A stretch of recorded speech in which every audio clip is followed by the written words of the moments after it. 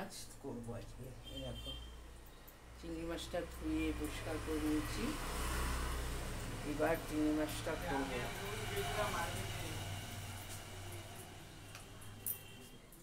কালো জিরে ফোড়নও দিয়ে দিয়েছি, আর এখন আমি মশলা দেবো। চিংড়ি মাছটা কাঁচা ভাজবো না, মশলাটা দিয়ে দেবো। এখানে আছে, এই দেখো এখানে আছে দই, আদা, রসুন, পেঁয়াজ, কাঁচা লঙ্কা একসঙ্গে পেস্ট করে নিয়েছি।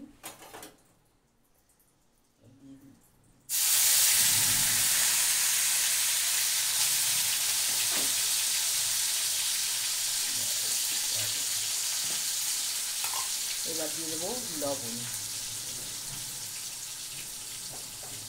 পরিমাণ মতো লবণ দিয়ে দিলাম। যেহেতু কাঁচা লঙ্কা আছে, এখানে কোনো লাল লঙ্কা গুঁড়ো করবে না। এক হাতে তো খুব অসুবিধা হয় ভিডিও করতে। ভাত হয়ে গেছে, এখানে একটু মিষ্টি দিয়ে দেবো। চিনি আমি সব রান্নায় দিই না, যদিও তাও এখানে একটু দিলে ভালো হবে।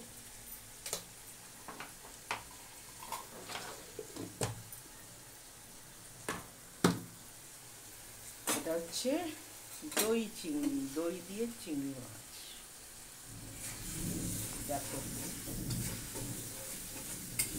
ভালো করে কষিয়ে নিয়ে তারপরে চিংড়ি মাছটা দেবো।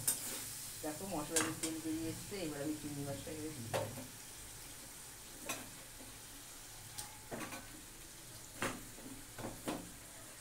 একদম জ্যান্ত চিংড়ি লাফাচ্ছিল।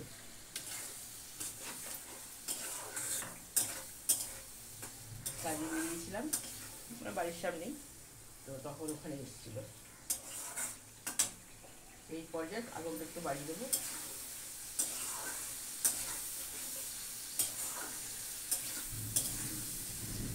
দই চিংড়ি মানে ভাপে ভাপে হবে। আমি এবার এটা একটুখানি নাড়িয়ে নিয়ে এটা সামান্য একটু জলে দিয়ে তারপরে এটা ঢেকে দেবো। এটা একদম কমিয়ে দেবো, ভাপে ভাপে হয়ে যাবে। না বন্ধুরা, এইভাবে বাড়িতে দই চিংড়ি করে খাবে দারুণ হয়। তোরা তো চিংড়ি ভাপে খেয়েছো, সর্ষে চিংড়ি খেয়েছো, তো এই চিংড়িটা দই দিয়ে করেছো। দেখবে আদা, রসুন, পেঁয়াজ দেবে, কাঁচা লঙ্কা আর নুন, হলুদ। না, এটা আমি হলুদ দিইনি, কারণ মেখে রেখেছিলাম একটু সামান্য নুন দিয়ে আর হলুদ দিয়ে। এখন আমি তখন হলুদ দেবো না। দেখো দারুণ হচ্ছে, গন্ধটা খুব সুন্দর বেরিয়েছে। আর কালো জিরে ফোড়ন দিয়েছি, এতে কালো জিরে ফোড়ন দিলে এটা দারুণ হয়।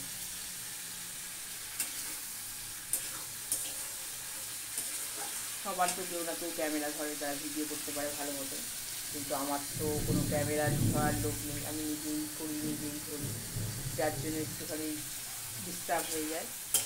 তবু চেষ্টা করে যাই। তো বন্ধুরা, তোমরা প্লিজ আমার চ্যানেলটাকে সাবস্ক্রাইব করে দিও, পাশে থাকা বেল আইকনটা প্রেস করে দিও, তাহলে আমি যত ভিডিও পোস্ট করবো সবার আগে নোটিফিকেশন তোমার কাছে পৌঁছে যাবে।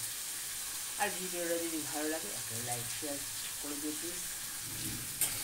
দেখো কালারটা কত সুন্দর হয়েছে, এই দেখো, আর গন্ধটাও খুব সুন্দর বেরিয়েছে।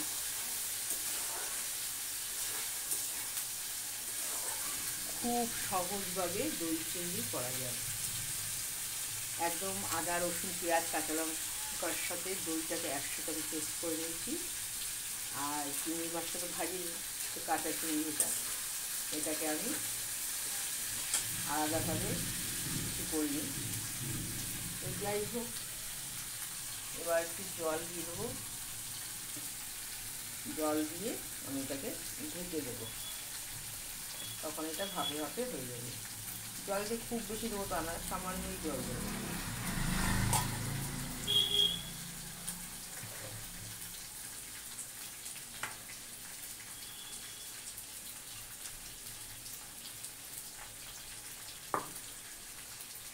এই মশলা দেওয়ার জলটা দিয়ে দিলাম, ব্যাস আর জল দেবো এখানে।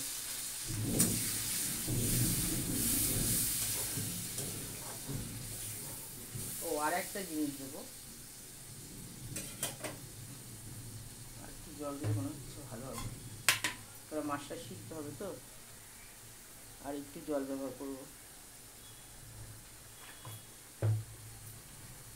আমি আরেকটু জল অ্যাড করে দিলাম। এইবার দেখো বন্ধুরা, আমি এখানে আরেকটা জিনিস দেবো, সেটা হচ্ছে একটু গরম মশলার গুঁড়ো দেবো, সামান্য, ব্যাস। এবার একটু নাড়িয়ে নেব।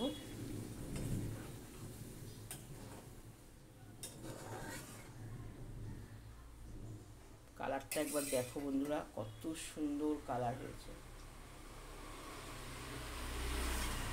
এবার আমি এটাকে ঢেকে দেব, ব্যাস, কমানো রইলো, ঢাকা রইলো, তারপরে এটা হয়ে যাবে। তা বন্ধুরা, তোমরা আমার চ্যানেলে দেখবে, শুধু আমি রান্নার ভিডিও না, আমি কিছু গানের ভিডিও করি, সেগুলো দেখবে, নিশ্চয়ই তোমাদের ভালো লাগবে। সব হরে কৃষ্ণ হরে কৃষ্ণ। কলিযুগে আর কি আছে, হরে কৃষ্ণ ছাড়া শুধু কৃষ্ণকে ডাকো। আর আমার গুরু হচ্ছে শ্রীরাম ঠাকুর। আমরা তিনজনেই ঘরে আছি, তিনজনেই আমরা ঠাকুরের নাম নিয়ে নিয়েছি। দেখো আমার এটা হয়ে গেছে, আমি এবার এটা অফ করে দেবো। তারপর হাজবেন্ড তো বেরিয়ে গেছে কাজে, মা আর ছেলে খাবে, হাজবেন্ড এসে রাখতে থাকবে। এই দেখো তৈরি হয়ে গেছে আমার দই চিংড়ি।